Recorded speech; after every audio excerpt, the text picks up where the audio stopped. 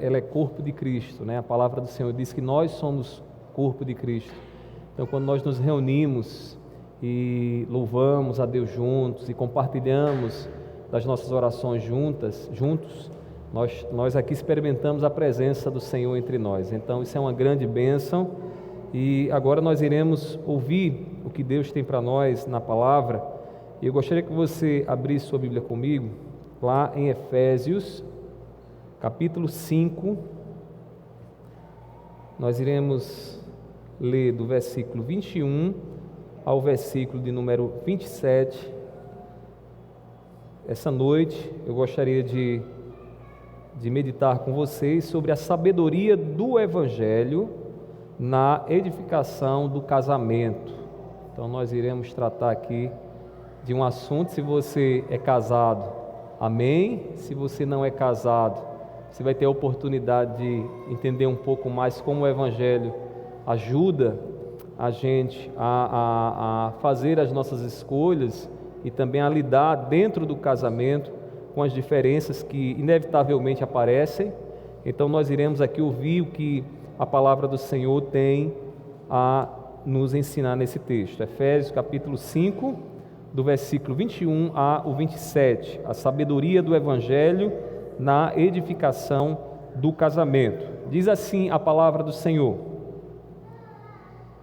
sujeite-se uns aos outros no temor de Cristo. Esposas, cada uma de vocês se sujeite a seu próprio marido, como ao Senhor, porque o marido é o cabeça da esposa, como também Cristo é o cabeça da igreja, sendo ele próprio o Salvador do corpo. Como, porém, a igreja está sujeita a Cristo, assim também a esposa se sujeita em tudo ao seu próprio marido. Maridos, que cada um de vocês ame a sua esposa, como também Cristo amou a igreja e se entregou por ela, para que a santificasse, tendo-a purificado por meio da lavagem de água pela palavra, para a apresentar a si mesmo como igreja gloriosa, sem mancha, nem ruga, nem coisa semelhante, porém santa e sem defeito. Pai, nós te pedimos mais uma vez, Senhor, ajuda-nos no entendimento da Tua palavra. Eu sei, Senhor, das dificuldades que muitas vezes tratar sobre esse tema, Senhor, traz ao coração, mas o Teu Espírito Santo é o nosso conselheiro, o nosso ajudador. Eu te peço, Senhor, que essa palavra, ela possa nos trazer luz, direção, nos dar sabedoria. Eu te peço assim, sei que o Senhor há de ministrá-la em nossos corações, em nome do Teu Filho amado Jesus. Amém, amém. Os irmãos podem se assentar? Meus irmãos, hoje trataremos sobre o tema sabedoria do Evangelho na edificação do casamento. A gente que é casado, nós sabemos muito bem que a vida a dois não é fácil e requer muita sabedoria, Não confunda sabedoria com conhecimento. Você pode saber de muita coisa. Sabedoria é a capacidade de aplicar o conhecimento ao seu casamento. Meus irmãos, infelizmente, muitos casais buscam o modo mais fácil de resolver suas diferenças, porque dentro do casamento, não pense você que vai haver uma mudança completa, você vai continuar sendo a mesma pessoa, e quando nós casamos, então, nós também levamos ali a nossa formação, as nossas virtudes, os nossos defeitos, e isso acaba aparecendo em algum momento, gerando um certo conflito, algumas crises em muitos casos, e infelizmente muitos casais buscam o modo mais fácil de resolver essas suas diferenças. Para vocês terem uma ideia, irmãos, no ano de 2021, os cartórios do Brasil registraram um número que é assombroso, porque a gente pensar que esse número que eu vou falar agora diz respeito a famílias que foram desfeitas. 80.573 divórcios aconteceram no Brasil. Do ano de 2020 para o ano de 2021 foi um aumento de 4%. Ou seja, as pessoas decidem casar, convivem um tempo e de repente não vivem mais, ou casamentos já de longas datas que decidem se desfazer. este é o modo fácil de resolver as diferenças no casamento. A primeira coisa que vem na cabeça é: vou me separar, vou me divorciar. Meus irmãos, são 80 mil famílias desfeitas. Nós não temos estatísticas para saber se eram família com filhos. Mas quando os filhos estão envolvidos, irmãos, aí o trauma se torna ainda mais complicado, né? É uma criança que cresce sem mãe, sem pai, às vezes com uma lacuna lá distante dos seus pais. Meus queridos irmãos, a gente deve perguntar: o que é que tem causado isso? O que é que tem causado isso? O crescente número de casais, irmãos, que desistem de lutar pelo casamento reflete alguns problemas profundos que eu gostaria de refletir com vocês aqui nessa noite. Primeiro deles, muitos casais entram no casamento sem prontidão para assumir um compromisso. A gente vive numa época em que as pessoas elas não querem compromisso. Elas não querem, porque compromisso, quando eu assumo compromisso com alguém, eu vou ter que fazer renúncias na minha própria vida.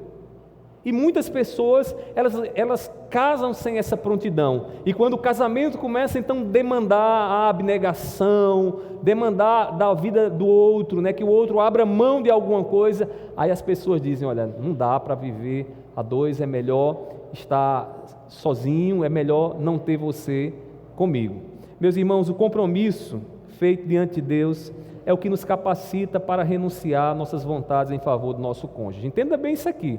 Quando nós decidimos casar, né, nós estamos diante de Deus assumindo um compromisso com quem? Com o pastor, com o nosso cônjuge também, né? Mas acima de tudo, com Deus. Você sabe por que é que um casamento ele perdura, ele permanece? Porque todas as vezes que a gente esquenta a cabeça, que a gente encontra algum problema, a gente pensa: Senhor, eu fiz um voto ao Senhor. Eu disse que estaria com ele, eu disse que estaria com ela, até que a morte separe. E a gente tem que lembrar estes votos para que a gente não venha sucumbir aí à pressão de trilhar um caminho mais fácil. É difícil muitas vezes. A gente olha e diz: meu Deus, é quase que insuportável, né, estar com essa pessoa, com os defeitos dela, mas a gente precisa lembrar, irmãos, de que o compromisso que firmamos lá no dia do nosso casamento foi primeiramente com Deus. Sem compromisso, irmãos, com os votos, é impossível que o casamento se sustente de pé. Porque o casamento, o que é o casamento senão uma aliança feita diante de Deus com o meu cônjuge, com a pessoa com quem eu desejo viver eternamente? O que foi que o mundo secularizado fez? O mundo disse: não, o casamento não tem essa história de ser feito diante de Deus. O casamento é um contrato. Percebem a diferença? O casamento é um contrato, em que você assume aqui como um contrato de aluguel, que você está gostando da casa, beleza, você permanece lá. Se você não gostar mais dela, você diz lá ao dono da casa: olha, eu não quero mais ficar aqui, vou para outra casa. O mundo secularizou o casamento de maneira que os votos que eram feitos diante de Deus agora já não são feitos diante de Deus. É mais uma formalidade do que um compromisso do coração. É uma marca, irmãos, visível dessa geração, da nossa geração. As pessoas não querem compromisso. As pessoas não se comprometem. Elas, como já disse certo sociólogo, a gente vive num mundo líquido, onde tudo vai tomando uma outra forma, nada é tão estável, tudo muda, hoje está, amanhã não está. Meus irmãos, esse número de divórcios, pode ter certeza que um dos fatores mais bem profundos que causam isso é essa falta de prontidão para assumir um compromisso. Mas além disso, há um outro problema também. E qual é o outro problema? O contexto de facilidades para quem deseja se divorciar. Irmãos, hoje é muito fácil se divorciar. Para vocês terem uma ideia, os cartórios hoje eles já disponibilizam divórcios via videoconferência. Então você não precisa mais sair de casa para se divorciar. Basta você tomar a decisão e você então liga para o cartório e marca com eles o horário, para naquele momento, diante do tabelião lá, você dizer: olha, não dá mais, e ali tudo transcorre de uma forma muito rápida, muito fácil, né? Então, é muito fácil, e aí o que é que acontece? A cabeça esquenta, a gente fica desgostoso com uma coisa ou com outra, o diabo encontra uma brecha no casamento. E aí qual é a estratégia a ser tomada? A mais fácil, vai lá, divorcie. É isso que o diabo diz, é isso que o diabo quer. Meus irmãos, essa facilidade é uma tentação quando o conflito aparece no casamento. É tentador porque aparentemente se resolve mais rápido. Mas um divórcio, como alguém já disse, é como duas folhas coladas. Então, estão ali coladas. Se você tentar arrancar uma da outra, o que é que vai acontecer? Uma vai sempre levar o pedaço da outra, né? Depois que a gente entra no casamento, meus irmãos, que a gente vive uma vida a dois, que a gente está ali convivendo e a gente decide tomar uma decisão dessa, a gente vai sempre ter uma parte nossa no outro e uma parte do outro em nós. Meus irmãos, além disso, precisamos nos lembrar que Deus, Ele nos revela qual é o real problema que prejudica a vida a dois. Eu falei aqui de alguns, né? Mas há um problema mais profundo, mais grave. O problema mais profundo que ameaça o nosso casamento chama-se pecado. Pecado. É o pecado que nos faz egoístas, é o pecado que faz com que tudo gire em torno do nosso umbigo e a gente entra num relacionamento demandando e querendo sempre mais. É o pecado, irmãos, que nos inclina a demandar amor do outro sem querer amar. Já viram isso? Tem pessoas que ficam no casamento seguinte: ele tem que fazer isso, porque ele não me ama. Se ele me amasse, ele faria isso. Se ele me amasse, ele faria aquilo. E fica demandando o tempo todo algum gesto que possa satisfazer o coração da pessoa, para que ela possa dizer bem assim: agora eu estou me sentindo amada. Meus irmãos, o amor e no relacionamento, numa vida a dois, é uma via de mão dupla. É uma via em que nós damos, mas também recebemos. O que nós iremos ver aqui nesse texto, nessa noite, mostra claramente isso. A obrigação nunca está sobre uma das partes, a obrigação está sobre os dois. A perfeição e toda a sabedoria que a Bíblia ensina acontece quando os dois, marido e esposa, decidem amar-se. E aí a mão de dupla acontece, um dá, o outro dá, um dá, o outro dá. E isso vai nutrindo, isso vai fortalecendo o casamento. Irmãos, o pecado é que nos faz demandar do outro sem que nós queiramos amar. O apóstolo João, ele diz lá em 1 João, capítulo 3, versículo 4, ele define o pecado da seguinte forma: pecado é a transgressão à lei de Deus. Essa é a definição bíblica, é uma definição clara. Ele está dizendo: pecado é transgredir, quebrar a vontade de Deus. É Deus dizer o seguinte: o trilho que eu quero que você ande é nessa direção, e você andar em outra direção oposta ao que Deus quer. Deus diz a Adão e Eva: não comam do fruto do conhecimento do bem e do mal. Adão e Eva fazem o quê? Transgridem a vontade do Senhor, comendo o que Deus proibiu. Meus queridos irmãos, pecado é transgressão da lei de Deus. E lembrem-se de uma coisa: o casamento de vocês foi instituído por Deus. Foi Deus quem instituiu o casamento.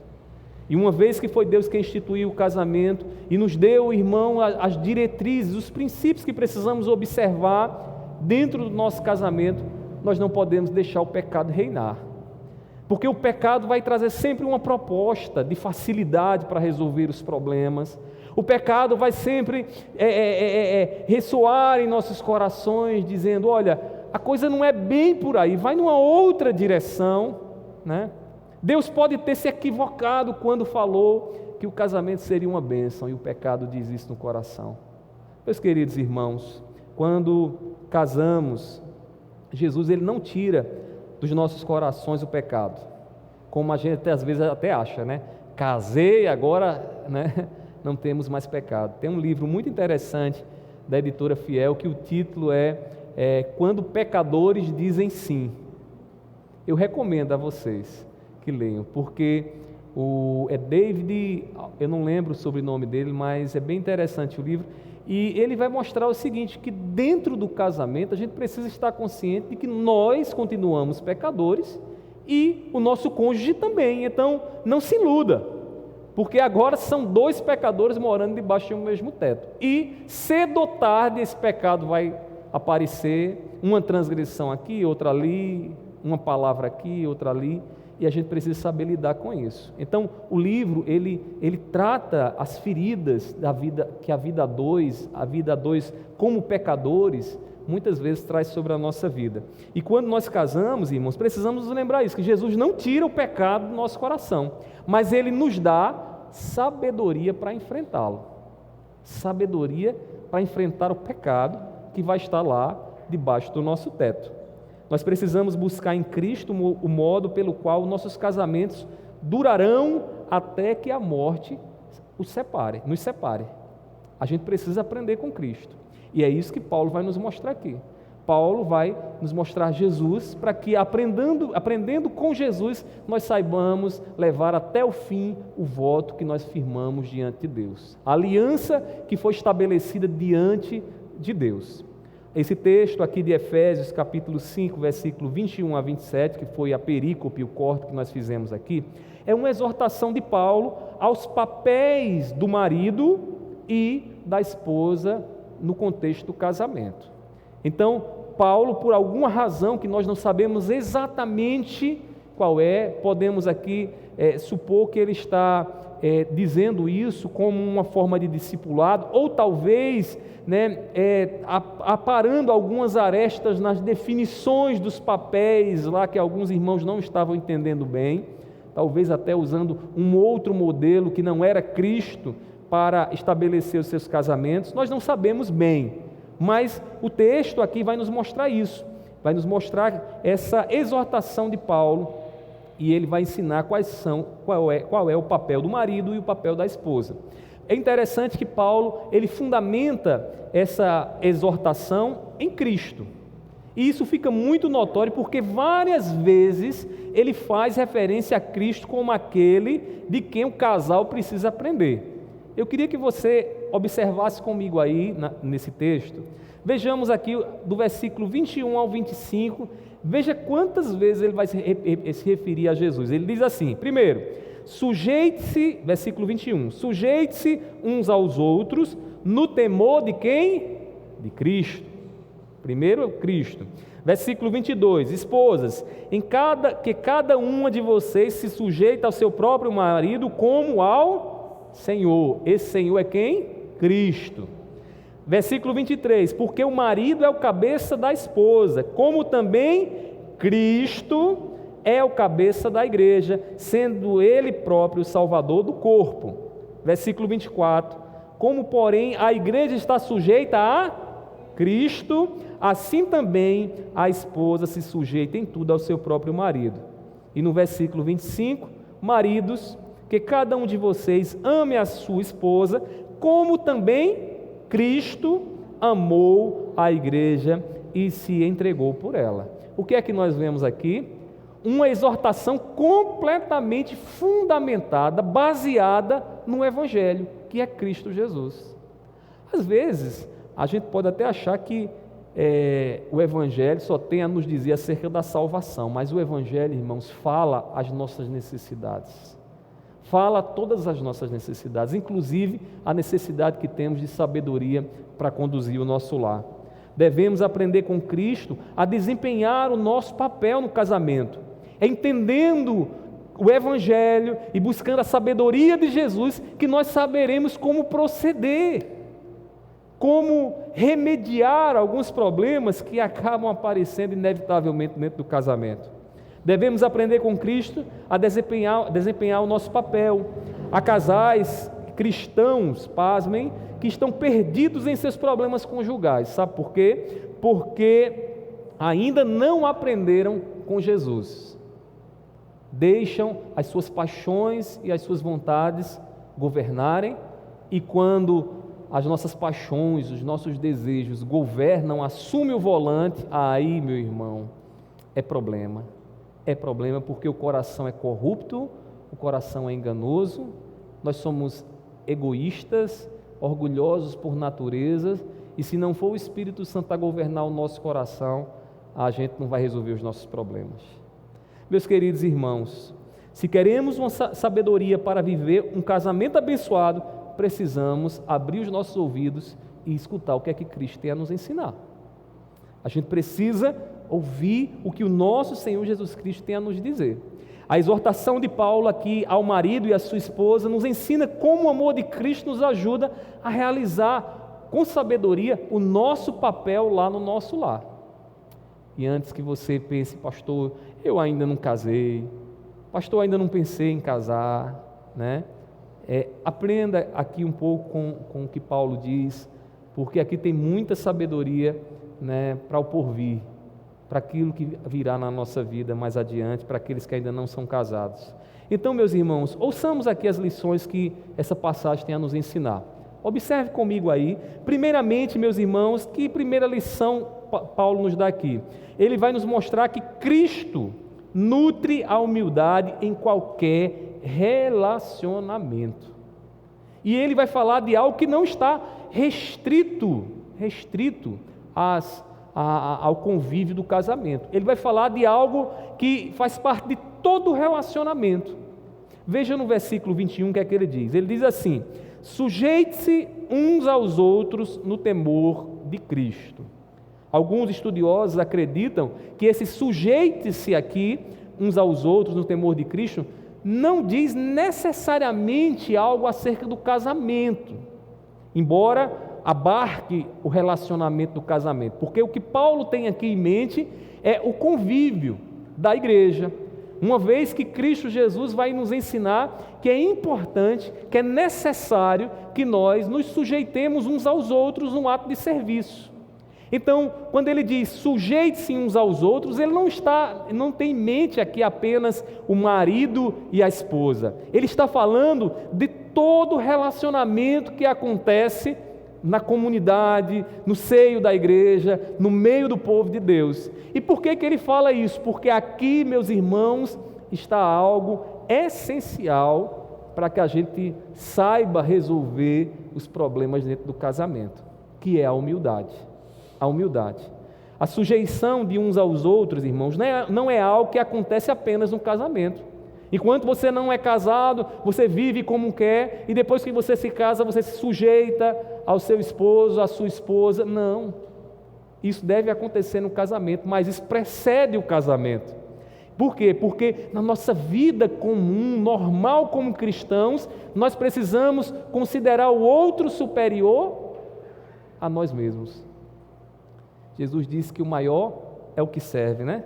Jesus ensinou o serviço como um padrão de relacionamento dos seus discípulos.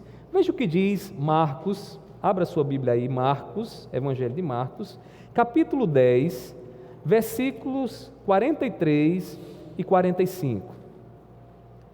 Jesus diz assim, meus irmãos, Marcos 10, 43 a 45.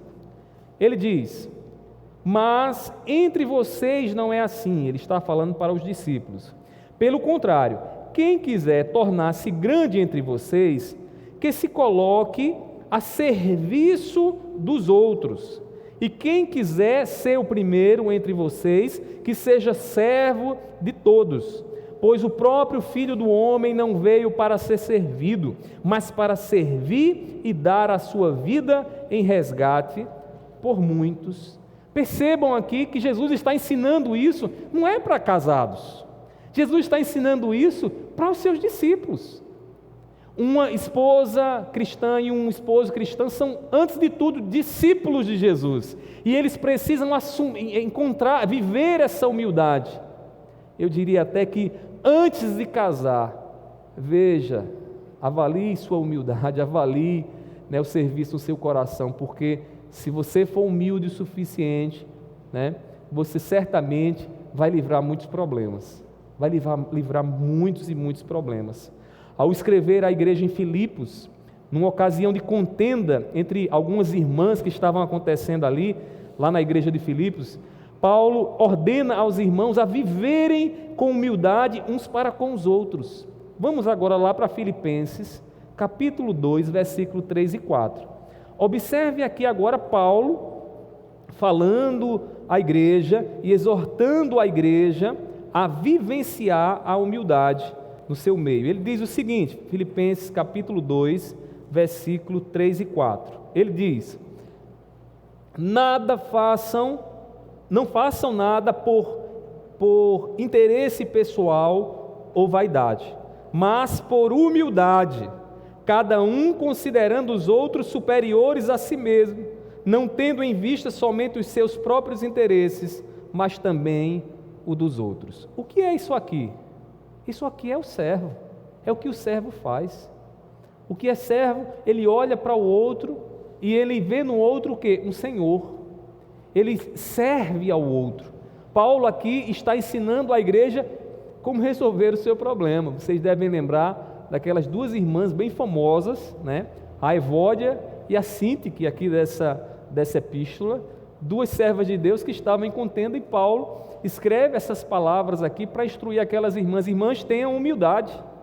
E por que Paulo fala da humildade? Porque a humildade, irmãos, é o remédio de Deus para as nossas diferenças. E dentro do casamento, no relacionamento com um pecador e uma pecadora, ou uma pecadora, você vai precisar de muita humildade, para que o seu orgulho não fique inflado, para que você não se sinta ferido, né, diante de algumas situações, e você aprenda a resolver como Cristo nos ensina os problemas que aparecem. A humildade, irmãos, que Cristo traz para dentro do casamento, vem do discipulado dele em nossas vidas. Ou seja, uma vez que estamos aprendendo de Cristo, uma vez que estamos ouvindo de Cristo, o que Cristo tem a ensinar, nós estamos sendo preparados para não estarmos numa guerra que muitas vezes se estabelece, né? Quem tem mais força, quem disse melhor, quem tem mais razão. Meus queridos irmãos, não é o casamento que exige humildade para existir, mas o discipulado de Cristo. Ou seja, é o discipulado de Cristo, irmãos, que exige de nós humildade. Nós vamos para o casamento humildes, já humildes, mas se casamos com um ego aflorado, daqui a pouco são dois egos aflorados se batendo debaixo de um mesmo teto. E aí, quando o orgulho domina, eu sou melhor do que ela é melhor do que eu não fico por baixo, ela fala alto, eu falo mais alto ainda, não é assim que acontece? Quem dera, irmãos, que a gente pedisse e tivesse já aprendido muito da humildade de Cristo antes de casar, né? A gente teria livrado já um bocado de problema na nossa vida. É com a humildade de Cristo que sabemos onde encontrar a solução dos problemas no casamento. Porque às vezes, como é que se apaga os dardos inflamados? Com humildade. Salomão disse, irmãos, que a palavra branda, ela faz o quê? Desvia o furor, né? Está lá aquela pessoa braba, não sei o que. Aí você vai com aquela calma. Agora, deixa eu dizer uma coisa para você. Na hora da ira, a gente não quer agir calmamente não, né?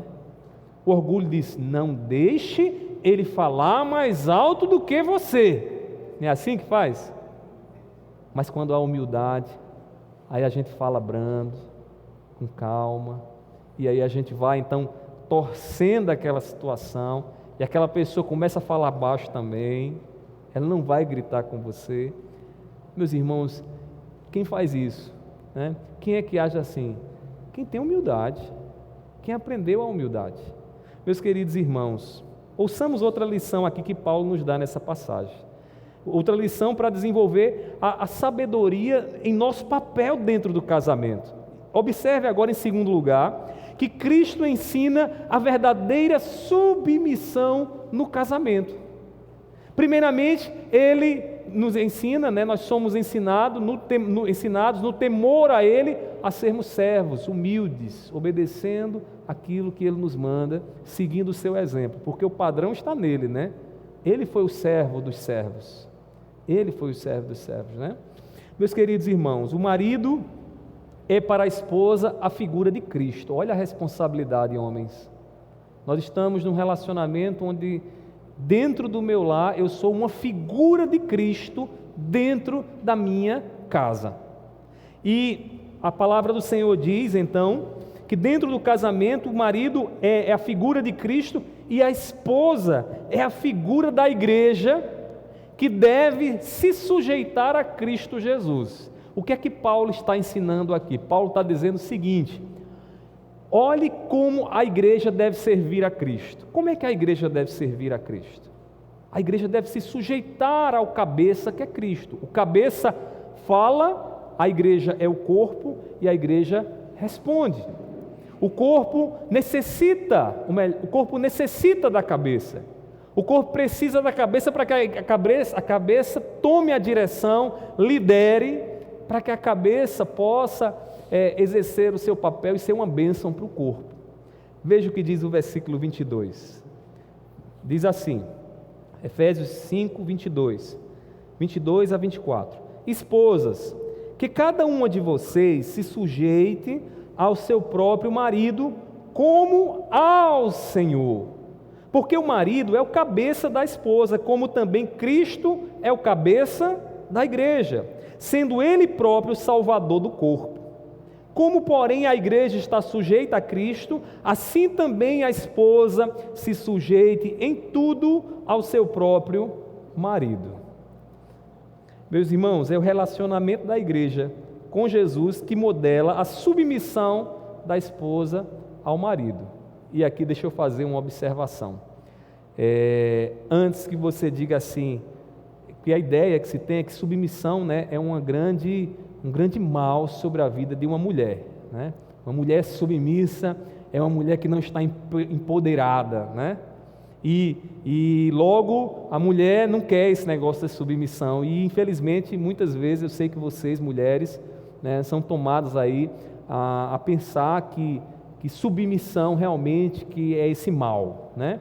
Eu queria que você entendesse primeiramente que tudo isso que Paulo está dizendo aqui, ele está dizendo no contexto cristão, no contexto da igreja, de servos de Deus, de um casamento cristão. Então, ele está nos mostrando aqui, meus irmãos, que a submissão da esposa ao marido deve ser modelada pela submissão que a igreja tem a Cristo Jesus. A esposa é a noiva, que é o equivalente à igreja, e Cristo é o cabeça, que é o equivalente ao esposo. Então, uma esposa, né, que não sabe como se submeter, ela deve olhar para onde? Ela deve olhar para o que Cristo requer da igreja e aprender com o que Cristo requer da igreja, como tratar o seu marido. De maneira que aí sim ela vai saber se submeter, como o texto aqui nos mostra. E essa submissão, eu digo, irmãos, é uma bênção. A submissão da mulher ao marido é uma aceitação agradecida por duas coisas. Primeiro, a liderança do marido, porque o marido, como cabeça, conduz a sua esposa como Cristo conduz a igreja, não é assim? O cabeça está lá e a igreja vai então seguindo o comandante, o cabeça, que é Cristo Jesus. E a outra coisa é o cuidado do esposo, né? O cuidado do cabeça sobre a esposa. Ou seja, um homem líder e um homem que cuida da sua esposa. Meus irmãos, uma mulher que se rebela contra isso, o que é que ela quer da vida? Pare e pense. Uma mulher que tem um homem que sabe tomar decisão, que conduz com sabedoria, como Cristo conduz a sua igreja, que cuida da sua esposa, observando as necessidades dela, não só as necessidades de comida, de vestimentas, mas necessidades também emocionais. O que é que uma mulher dessa quer mais, meus irmãos? É ruim isso, irmãos? Meus irmãos, a mulher que deseja viver a verdadeira submissão deve aprender com o que Cristo deseja da igreja. Você não deve se submeter a tudo indistintamente. Quando ele fala aqui de tudo, né, no versículo de número 24, ele não quer dizer que você vai seguir o seu esposo, seu marido, mesmo que ele lhe conduza ao pecado. Né? Não, porque eu estou obedecendo meu marido e ele vai me levar para algo que não agrada ao Senhor e eu vou seguir porque eu tenho que me submeter. Não, não é isso. O marido, que é um representante de Cristo dentro do lar, que conduz a sua esposa como Cristo conduz, ele nunca levará a sua esposa, incitará a sua esposa para o pecado. A gente vai ver mais adiante que o marido, muito pelo contrário, ele vai buscar a pureza da sua esposa.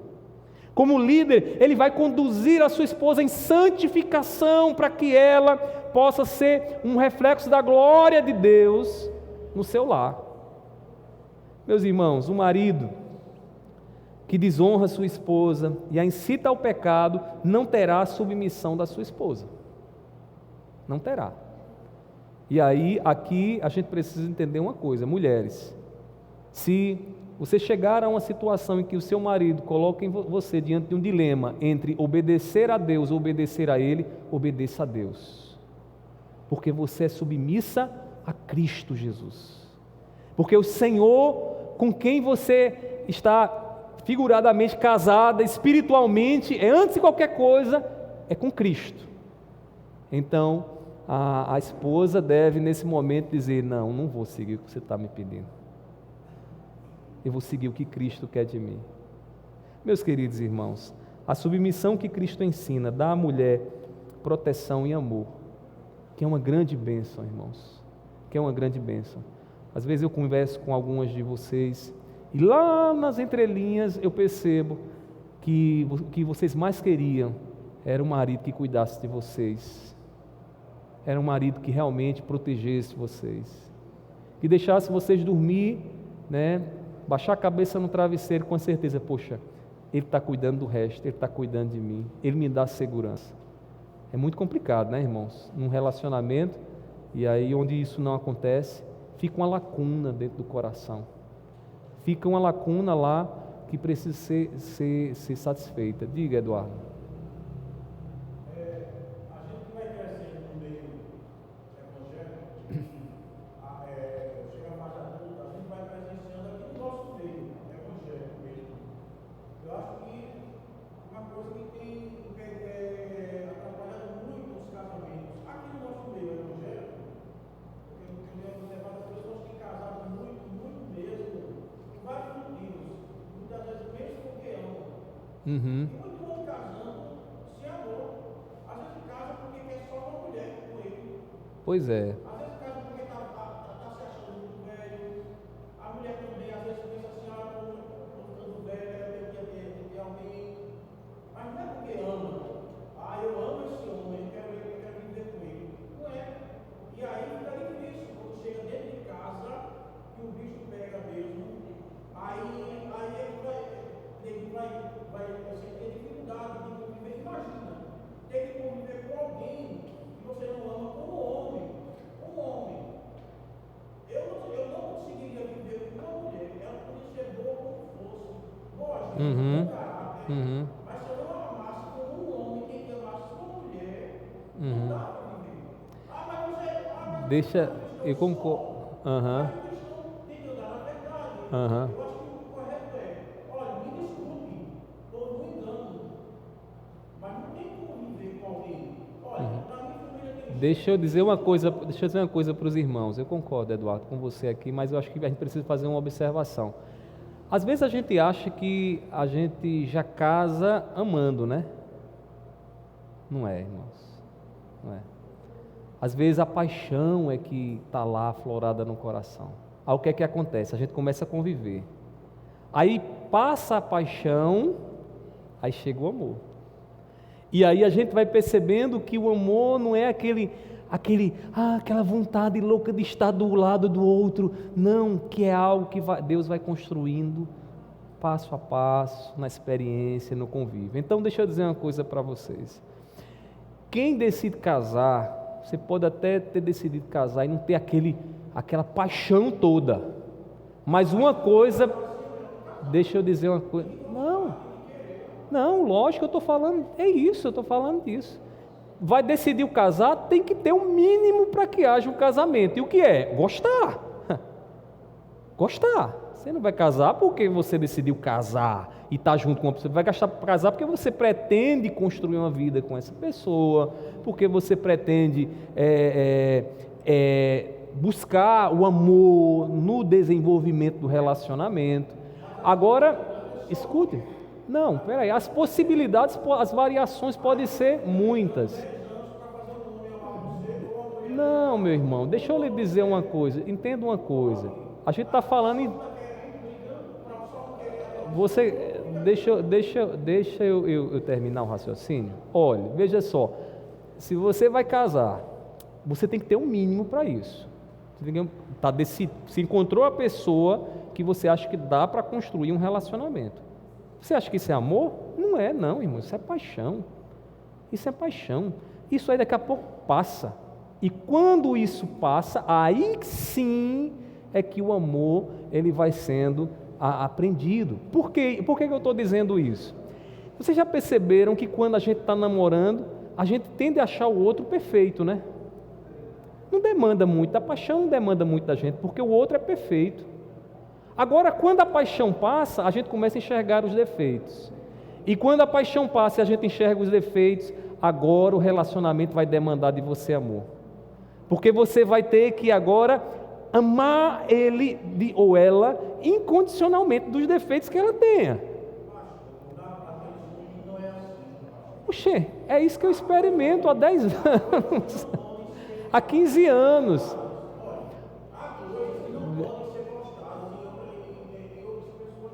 Deixa eu dizer uma coisa para você, olha,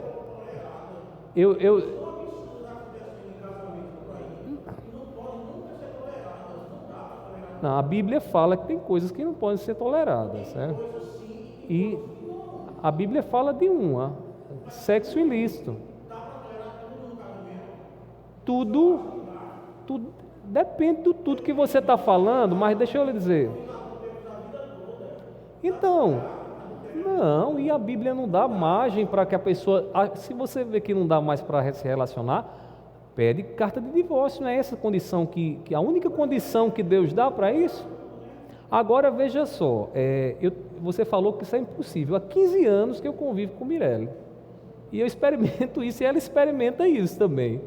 Então eu acho que os mais experimentados do que eu aqui podem questionar se é assim ou se não é. Será que hoje, né, o que sustenta, você não consegue ver, você olha para o seu marido, para a sua esposa e vê aquela perfeição como você via lá na época da paixão? De jeito nenhum, irmãos, porque passa. Agora, o que vem para frente é o amor. E aí, se você quer amar como Deus nos ensina a amar, como é que Deus nos prova o seu amor para conosco? Como é que Deus prova o seu amor para conosco? Como é, Eduardo? O que é que a Bíblia diz? Deus prova o seu amor para conosco, sendo nós ainda pecadores, né? Morrendo por nós, sendo nós ainda pecadores. Então, Ele decide nos amar, vendo as nossas falhas, os nossos defeitos e amando. Agora, deixa eu lhe dizer uma coisa. Eu não sei quais são suas pretensões, mas quando você casar, aí você vai ver que você vai tirar a prova dos 9 fora, como diria minha mãe. Sim.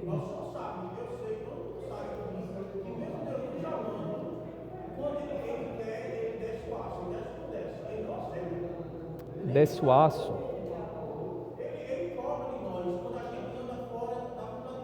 Olha, deixa eu dizer uma coisa, a gente pode conversar particularmente, eu não sei qual é a sua dificuldade, sinceramente eu não sei, porque o texto aqui está claro, aqui em relação a Cristo como a base e o fundamento. A gente precisa aprender com Cristo, não é o que a gente acha.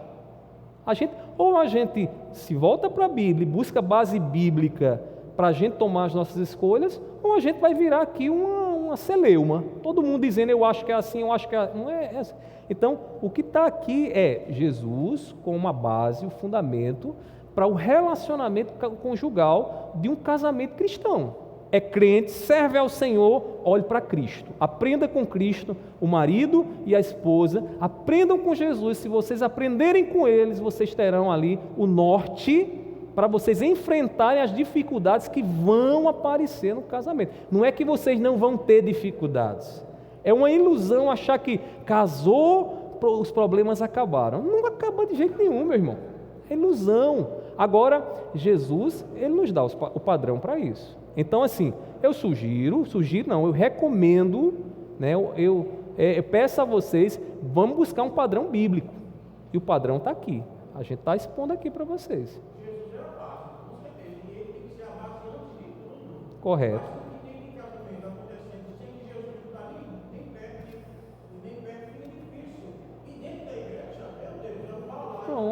Pois é, pois é, pois é. Isso. Uhum. Pois é.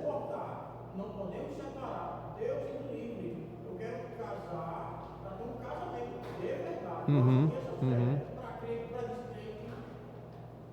Fica difícil. Correto, sua visão não está errada, não. Está correto, é isso mesmo. Casar para viver. Se alguém fez uma escolha errada, problema de quem fez, vai pagar o pato por isso, né? Agora, assim, o ideal é esse, é você escolher uma pessoa para casar com quem você possa dizer assim, dá para construir uma vida com essa pessoa, né? Dá para buscar o amor entre nós no decorrer do tempo, né? Porque ninguém casa amando, né? Amor à primeira vista. Meus irmãos, não é assim não. O amor, ele vai aparecer quando começar a aparecer demandas, né? Demandas do tipo, olha, como ele é chato. Aí você precisa olhar para ele e dizer bem assim, mas eu escolhi te amar, né? E aí a gente vai então cultivando ali, e isso que Cristo nos ensina, e a gente vai vencendo, vai vencendo.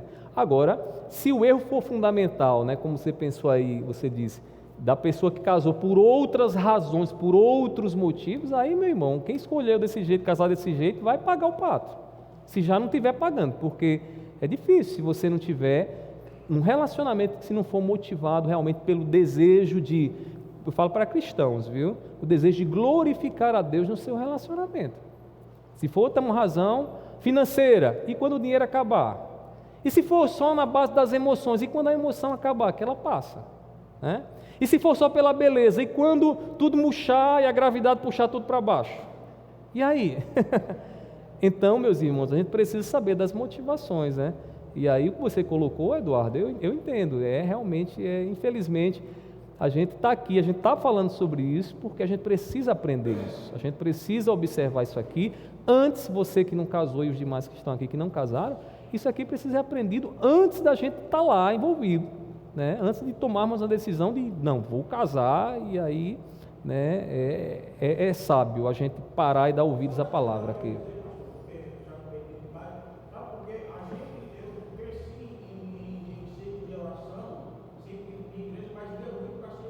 Uhum. E eu vi muitas vezes assim, que eu sempre vejo mulheres, especialmente elas.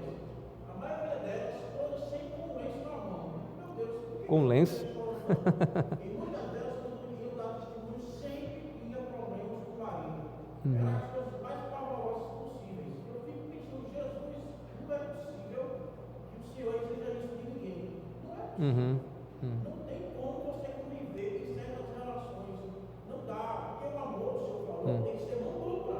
É daqui para lá, Sim. é lá para cá. Mas não escolhe. Como Paulo disse, tu não Aham. sabe, tu Aham. seu marido. Aham. Então imagina, você ficar 10, 20 anos tentando fazer um homem me amar, uma mulher me amar, é complicado. Pois é. Não dá, por isso aí está com prevenção.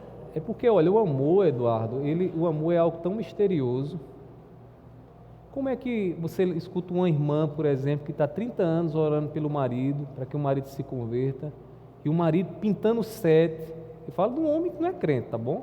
Pintando 7, e ela decide, ela diz, poxa, ele, e o marido também pode dizer da esposa, ela é a mulher da minha vida.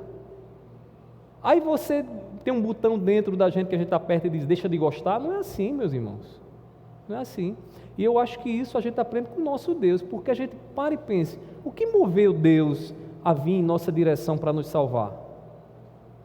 Ele poderia ter tocado a eternidade lá, ficado na eternidade e está pouco se lixando para nós, mas ele decidiu fazer isso, né? Eu acho assim que um caso de, por exemplo, mulheres e homens, né, que lutam pelo seu cônjuge, que mesmo sofrendo o que está sofrendo, ele quer permanecer, ele quer acreditar de que aquilo ali em algum momento pode mudar, eu respeito e eu acho que isso aí é um exemplo, exemplifica o amor sofredor de Deus. É o ideal que Deus quer? Óbvio que não, Deus não quer isso.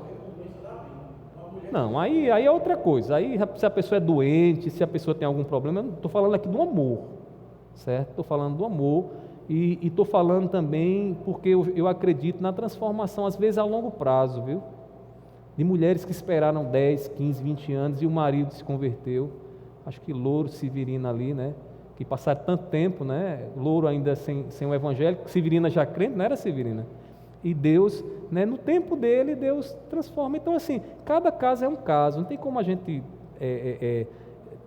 ver cada caso. Mas eu acho assim, que é louvável, meus irmãos, quando a gente imita Deus, né? Não é qualquer pessoa, é a Deus, né? E Deus com certeza é glorificado nisso, tá bom?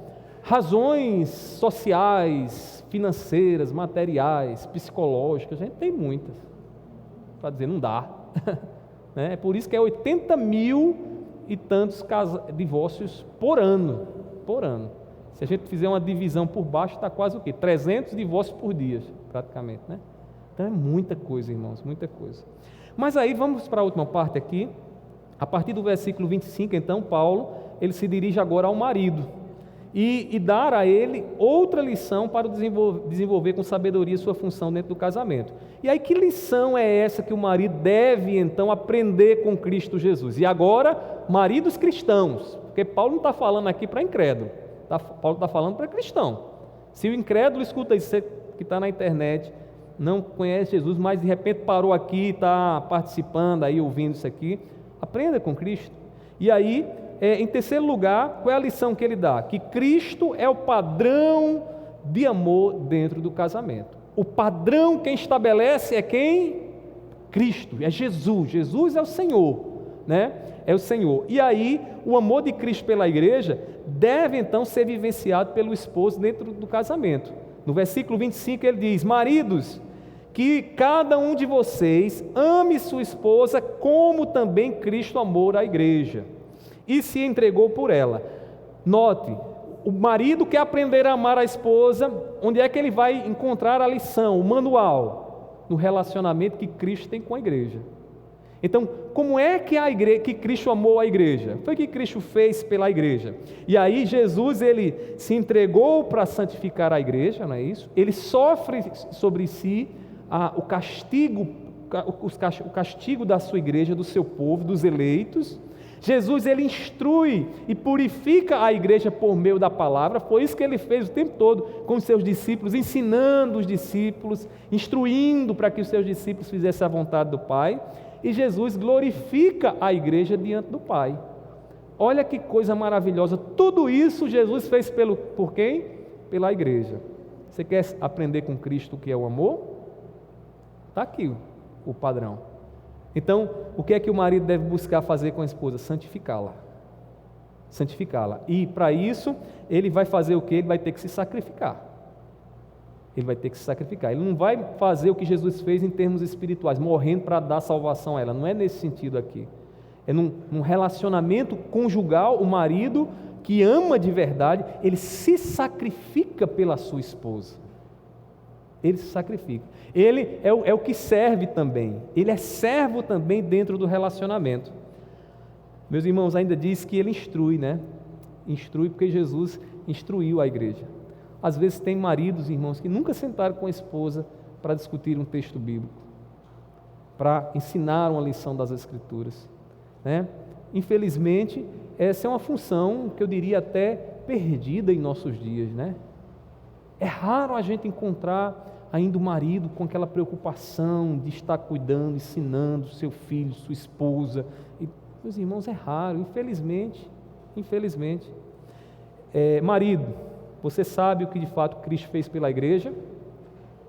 Se você diz, pastor, eu não sei mais ou menos, você precisa aprender, saber o que Cristo fez pela igreja, porque só assim você vai saber amar sua esposa, como Cristo ensina, com a sabedoria de Deus. É isso que Deus quer que você e eu façamos pela nossa esposa. Meus irmãos, não estabeleçamos um padrão mundano de amor para o nosso casamento. Devemos lutar pela pureza da nossa esposa. Sendo assim, como purificamos então a nossa esposa? Ensinando Jesus a ela em palavras e ações, honrando ela em casa e diante das pessoas, né? Porque às vezes tem pessoas que são fáceis em desonrar o seu cônjuge nos comentários, naquilo que diz. Infelizmente tem esposas que, né, atribuem até apelidos pejorativos para o marido e chamam em público esses apelidos, coisas absurdas. Eu vejo isso, não estou falando aqui do nosso meio, porque se eu visse entre vocês, certamente eu repreenderia, mas eu vejo em outros lugares, irmãos, isso acontecendo. Isso é muito ruim. Meus irmãos, honrando a esposa também em casa e diante das pessoas, com esse objetivo em seu coração, você cumprirá com sabedoria o seu papel no casamento. Isso não quer dizer que você terá um casamento perfeito, mas você terá o necessário para viver com sabedoria e saber resolver os problemas dentro do seu lar. Uma vez que nós aprendemos o que Cristo nos ensina, né, e que nele está a sabedoria para o nosso casamento, eu gostaria de encerrar as minhas palavras com algumas aplicações aqui diante daquilo que nós ouvimos. Então atente agora para essas aplicações. Primeiramente, minha irmã e meu irmão que está aqui, você que está nos ouvindo também, resolva os problemas do seu casamento pelo caminho de Cristo Jesus. Problema vai aparecer, mas como você tem resolvido os problemas do seu casamento? Há uma série de caminhos e possibilidades aí. O que eu estou lhe mostrando aqui nessa noite, à luz da palavra, é que você precisa trilhar o caminho de Cristo. E por que fazer isso? Porque no final vai ser mais lucrativo para você? Não, porque você é um cristão. Porque você foi tirado do mundo para seguir a Cristo Jesus. Porque não é mais o seu coração e os seus desejos que governam a sua vida. É o Espírito Santo de Deus. Então o caminho que tem que nortear as nossas resoluções, as nossas soluções dos problemas no casamento é o caminho de Cristo. Além disso, meu irmão e minha irmã, de todas as virtudes de Cristo, peça uma que é fundamental para que o teu casamento vá bem. Peça ao Espírito Santo que lhe dê mais humildade, que lhe faça mais humilde, que lhe faça servo do seu cônjuge, que ao invés de olhar para ele ou para ela achando superior que deve ser servido, né? A última Coca-Cola do deserto, olhe para ele, olhe para ela como servo, desejoso de servir, desejoso de agradar a ele, de agradar a ela. Por fim, eleve o padrão de amor dentro do teu casamento. Não deixe o padrão naquele padrão mundano. Eleve. E como é que a gente eleva o padrão do nosso amor dentro do casamento? Imitando o amor de Deus, buscando o amor de Deus para o nosso casamento. Se a gente deixar no nível do mundo, a gente não vai aguentar muito o tranco, não. As coisas vão aparecer, pecado vai aparecer. Meus irmãos, eu finalizo com as palavras do apóstolo Paulo à igreja em Corinto. Ele diz assim: ainda que eu fale a língua dos homens e dos anjos, se não tiver amor, serei como o bronze que soa ou como o símbolo que retine. Ainda que eu tenha o dom de profetizar e conheça todos os mistérios e toda a ciência, ainda que eu tenha tamanha fé a ponto de transportar montes, se não tiver amor, nada serei. E ainda que eu distribua todos os meus bens entre os pobres, e ainda que entregue o meu próprio corpo para ser queimado, se não tiver amor, isso de nada me adiantará. Que Deus aplique sua palavra em nossos corações. Convido a igreja a ficar de pé nesse momento, em nome de Jesus. Meus irmãos, antes de nós orarmos encerrando, sábado será o jantar dos namorados para os casais aqui da igreja. Então, nós estaremos ali na casa do presbítero Gesso e Josélia, lá em Cabo Branco. Algumas pessoas perguntaram: pastor, vai ter alguma despesa? Não, nós estaremos ali nos confraternizando, e a nossa irmã Josélia já enviou uma lista, inclusive para o grupo do WhatsApp das irmãs aqui. A gente vai enviar também para os irmãos, para que os irmãos levem, cada um vai levar o seu prato. Então a gente vai fazer um jantar americano. Você vai lá e coloca: eu vou levar lá a picanha, vou levar lá a picanha. Aí você bota lá a picanha e você leva a picanha, para o jantar. Aí cada um vai levar um prato, e lá a gente reúne todo mundo. Teremos algumas dinâmicas lá e uma palavra também ministrada voltada para os casais. Aqueles que têm filhos podem levar as crianças, vai estar lá um cinema para eles lá, para eles poderem participar, e os casais estarão ali se preocupando com o que será ministrado, tá bom? Então, sábado às 7h30, José, é isso? Às 7 horas, né, para a gente ter mais tempo, também não ficar muito tarde. Então a gente vai, você chega mais cedo lá, né? Chega lá para participar em nome de Jesus. Diga. Não, nós não teremos, viu, escola bíblica nesse dia, tá bom? Aí a gente vai dar essa pausa aí e voltamos então na escola bíblica só de sábado a 8, certo? Domingo, ceia do Senhor, estaremos aqui celebrando juntos a comunhão em nome de Jesus. Amém? Vamos orar?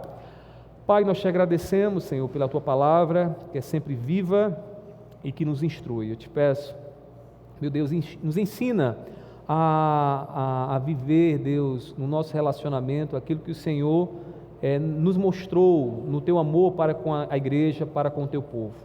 Pai, eu te peço, Deus, que essa palavra ela encontre lugar em nossos corações e ela nos dê a instrução que necessitamos, Senhor, para continuarmos amando o nosso cônjuge e para que o teu nome seja glorificado entre nós. Eu te peço assim, recebe o nosso louvor e a nossa gratidão, dar-nos uma noite também de descanso, de paz, e que amanhã em tudo que viemos fazer, teu nome seja glorificado e honrado.